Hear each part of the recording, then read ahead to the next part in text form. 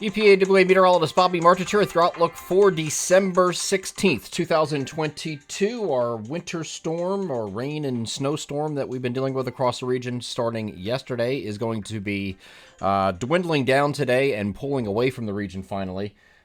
We do have some clearing that's going to be taking place from southwest and northeast, but it's going to take a while to do that. Some areas will actually see sun in our southwestern areas today as the system pulls away, but we'll be taking a parting shot today for our mainly eastern and northeastern locations, and I'll get to that here in this video in a second. The Friday video forecast is proudly sponsored by McCall Collective Brewing. McCall is a family-owned and operated business with 2 locations in the Lehigh Valley. Their original Southside Allentown location at 102 East Susquehanna Street is open 7 days a week and features a full food menu, over 17 different beers to choose from, along with local wine and cocktails, and have trivia nights every Wednesday evening. At their second location, McCall Collective Tap House in Trexlertown, located at 7743 Hamilton Boulevard, you will find 10 beers on draft, along with a house-smoked barbecue menu that is open 7 days a week. Come into either location now through Christmas Eve and get extra money on every gift card purchase. For more information about their upcoming events, visit their Facebook page, or to place online orders, visit their website, mccallcollectivebrewing.com, proud sponsors of the Friday video forecast. So first and foremost, everybody always, they see me as the face of the franchise because I'm on the videos. You hear the 45-second spot that Jim Rinaldi does now. Some of my guys that are with me, I have a team, right? And they are a little gun shy with the videos. Jim's not, because he does this for a living. He's not on the video, but you can at least hear his voice now on those 45-second spots. But the team collectively that came up with the map for yesterday's and now today's event, I thought did an outstanding job, especially in the southeastern fringe where it was the most tricky. And that changeover, trying to time that changeover. So I thought they did a tremendous job with that map yesterday, given how difficult it was. And it's a Miller B transfer and all that kind of stuff. It's just a very hard system to navigate through. And the map did very well. So I'm very proud of those guys. It's not just a Bobby thing. This is a team effort. And I'm very proud of those guys for putting that data together for me. All I have to do is just make the map look pretty. I make the map physically, but they tell me what to do, okay, or give their heavy input into it. So all the guys that helped me with that, I wanted to thank them for their help with that. But here it is, going to take a parting shot today. There will be some mixture going on early in the morning. I'll get over the NAM here, and I'm going to show you what's going on. And this is looking at 6 a.m. So you had all this changeover to rain here last night, right? And went all the way over the Poconos. And you're going to have some of that continuing here. The higher elevations are still mixing. You still have some snow across the New York Pennsylvania border up here, but everywhere else is rain. Watch as I move this forward through the course of the morning. As this low starts to pull out, this is going to change over to snow, we think, over northeast PA and take its parting shot here as it does so, okay? The rest of us are going to end as showers. So this is looking at noon. It's just about done here in our eastern areas. Stopped already down here in the south central PA region and far southern New Jersey and Delaware. It's already done raining there, right? Just you're going to have clouds giving way to sun in those areas far south, okay? I don't know if you're going to see the sun up in these areas in time because the sun sets earlier, of course, so you might not see that in time. Probably just remains cloudy this afternoon there after this snow or whatever exits, right? It's going to exit here by during the course of the afternoon, and then the evening you will clear out in those northern areas as well as that system pulls away. So we're not expecting a whole lot more in accumulations. On the back end there, we might get a quick inch here or there, or something like that across that northern tier. That was all part of our map too, the totals. So we have that pulling away today. And then after that, we're going to have several days here that are going to be dry, mostly sunny to partly cloudy by the time we get to Tuesday and Wednesday. But Saturday, Sunday, Monday are mostly sunny days, and they're going to be cold days. Okay, we're going to be cold this entire week, colder than average.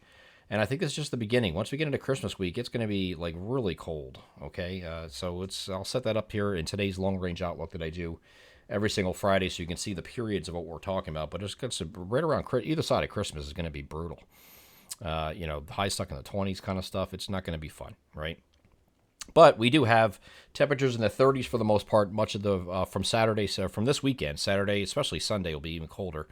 And then Monday, Tuesday, Wednesday of next week are just kind of hanging in the 30s, right? Mid to upper 30s or thereabout for that stretch and partly cloudy skies. Now, end of the week is what everybody's going to be worried about here. And it's funny because I get these messages, and on Twitter, and it's from and no discredit them, but they're it's obviously people who don't follow the long range outlook that I do every single Friday, and they're like, "What do you think about this storm? Is it legit at the end of the week?" Well, I thought it was legit for the last 3 weeks. What is it a long range outlook? It was a storm signal. This is that storm. This is it. The models are just now showing it. So now it's getting attention. It's showing up on people's apps, and they're like, "Oh, whoa, we're gonna get some snow." I do think we are going to get snow out of this. I'd be hard pressed to find a reason not for this not to hit. But it's going all through Wednesday. Wednesday's nothing. Now watch this little system here on the off the southeastern U.S. coast. This is the key to this whole thing. You get this little, well, not the key, but it's one key component, I should say. This is the area of low pressure that is forming along the southeastern coast. It's the same thing the GFS has, right? And then you have this big, deep trough coming in here, an upper level energy that's going to come in and swing into this, and they're going to join forces, we think, potentially along the East Coast and give us potentially one heck of a snowstorm. Now, I don't know if it's going to be like, holy crap kind of storm here yet, but it's possible. We could have something that you're talking about a foot plus. I'm not kidding. But things have to come together just right here. Anything this is slower or this is faster, and they miss each other, and they don't time together, they don't interact until it's past us. That's all possible.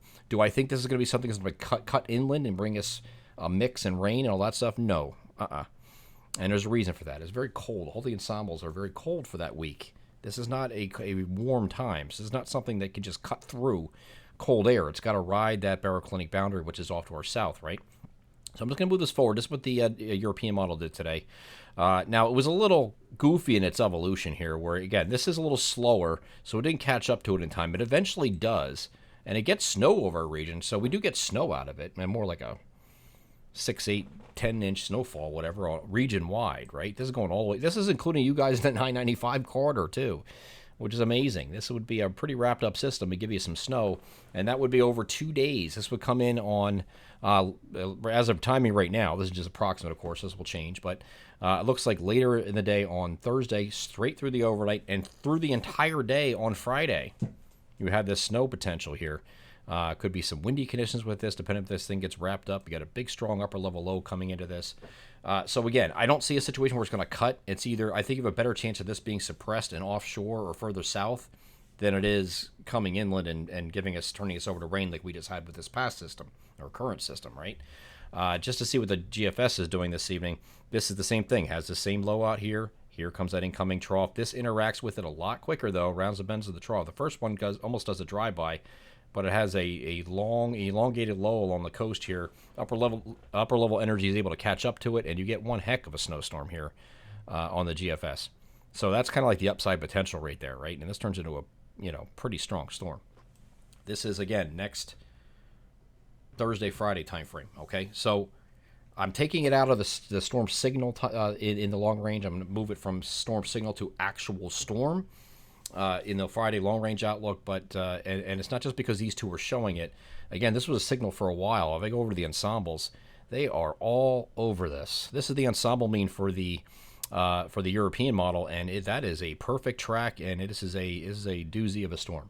Okay, this is the ensemble mean, blending 50 individual members together and giving you this solution. So that is a pretty good signal, right? And you say, okay, well, that's just the European model. What about the rest of them? Okay. Here's the Canadian mean, and this is, again, a heck of a signal. Big storm, right? That's the Canadian mean. And here is the GFS ensembles. Same thing, a little later with it, but boom. Got a big storm here. So we'll see. I like this for a couple weeks, this time period, so for something to produce. And this is right in that 22nd, 23rd time frame. So not a surprise that it's there. We'll continue to follow this throughout the week. Next week, this is just going to be the start of it. And, I'll discuss it, of course, with the Weather Weekly's video on Sunday, a little bit more details if it's still there, which I fully expect it to be. And we'll be able to see what form this is in. Sometimes the models here at this range are trying to guess where this is going to be and things like that. So it might not be evolving in this manner. We have 3 different lows here. I don't think that's going to happen. But, you could have something a little bit more wrapped up and get a big storm. But we're several days away from that. We're talking about the end of next week. So, it's a 6-7 day window for that to occur. It does appear in our 7-day forecast, though, on Thursday for the first time, but this might be a Thursday into Friday deal, so we'll see. We'll continue to follow that throughout the week ahead. I just want to give you attention to that before you hear everybody talking about, well, we're going to get a blizzard. Pump the brakes on that just a little bit yet, because we can see how this evolves. This could still end up being south of the region, and maybe only clip parts of the area. There are a lot of different possibilities with that. I just don't like that inland track that's going to bring the warm rain, so I think we can probably scratch that one off, just given the temperatures that are in place at the time. But the rest of it's still all possibilities. Don't get your hopes up just yet. If we're sitting here on Monday morning, Tuesday morning, and it's looking like we're going to get hit, then it's time to get excited about it. But this would be nice. It would break the hallmark jinx, as I call it, and which gives a false impression of a white Christmas every year. And instead, you're getting a Christmas week blowtorch. Well, that's not going to happen this year. Not the torch. We'll see if we get some snow on the ground, though, before Christmas for much of the area, which is very possible with that particular storm. I'm EPAWA meteorologist Bobby Marchus. That is your outlook for December 16th, 2022. Have a great Friday.